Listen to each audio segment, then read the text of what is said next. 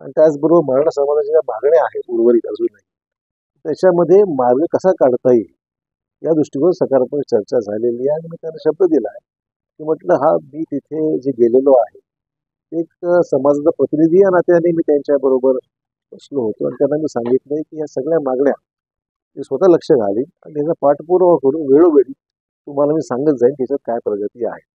मी आज भाजपमधल्या श्रेष्ठींशी माझी चर्चा झाली, त्यांनाही मी कल्पना दिलेली आहे. हा प्रश्न आपण मार्गी लावतोय आहेत, परंतु जरांगे पाटलांनी उपस्थित केलेले मुद्दे लक्षात घेता त्याच्यामध्ये सकारात्मक कसा मार्ग काढता येईल. एकंदरीत तशी काही फार अडचणीची गोष्ट नाही आहे आणि एक डायलॉग त्यांच्याशी राहावा आणि त्यांनी उपस्थित केलेल्या मुद्द्यावर मार्ग निघाला पाहिजे ही माझी इच्छा आहे. वोटर एबीसीचे सर्वे झालेले आहे. महायुतीला ते 45 प्लस जे त्यांचं स्वप्न होतं ते भरलेलं आपले मोदी याला 20 जागा दाखवते. कसं पाहत आहे सर्वे? असं आहे की सर्वेमध्ये अनेक गोष्टी येत राहतात, शेवटपर्यंत आकडे बदलत राहतात. मला खात्री आहे की जी युती आहे शिवसेना, राष्ट्रवादी आणि भाजपा या युतीला तिन्ही मिळून जागा चांगल्यापैकी महाराष्ट्रात येतील. मोदीजींचं जो एकंदरीत गेल्या 10 वर्षाचा जो कामकाज त्यांचं झालेलं आहे, देशाचे प्रधानमंत्री या नात्याने त्यांनी केलेलं जे काम आहे ते लोकांसमोर आहे. तो शब्द दिला तो त्यांनी पाळलेला आहे. देशामध्ये पायाभूत सुविधा चांगल्या निर्माण झालेल्या आहेत. अनेक महत्त्वपूर्ण निर्णय राष्ट्रीय आणि आंतरराष्ट्रीय पातळीवर त्यांनी घेतलेले आहेत. हे सगळं पाहता मला वाटतं की मोदीजींचा फॅक्टर आणि देशातल्या लोकांचा एकंदरीत कल जर पाहिला तर निश्चितच भाजप आणि भाजपाच्या बरोबर असलेले मित्र पक्ष यांचं बहुमत देशामध्ये निश्चित आहे.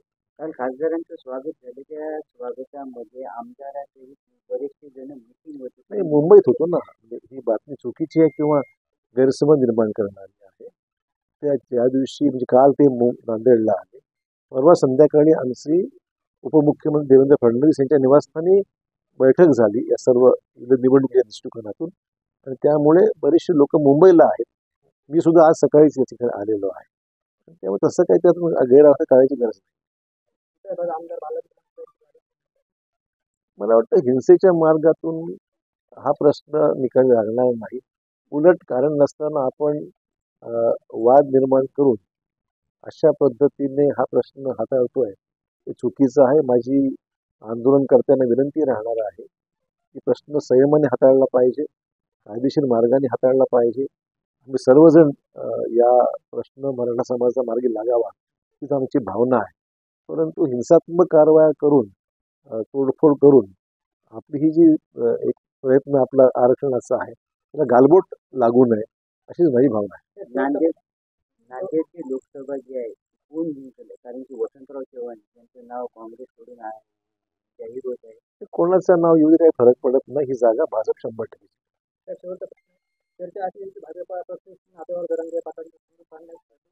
नाही, मला कोणी सांगितलं नाही. मला काल माझी जी भेट होती ती माझी व्यक्तिगत भेट होती. मला कोणीही किंवा पक्षश्रेष्ठींनी किंवा भाजपमधल्या कोणीही मला जाऊन त्यांची भेट घ्या असं सूचित केलेलं नाही. मी स्वतःहून त्यांना भेटायला गेलो.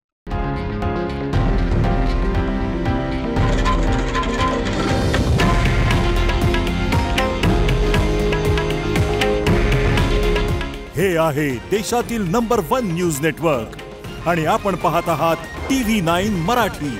काळजी तुमची, हित महाराष्ट्राचं.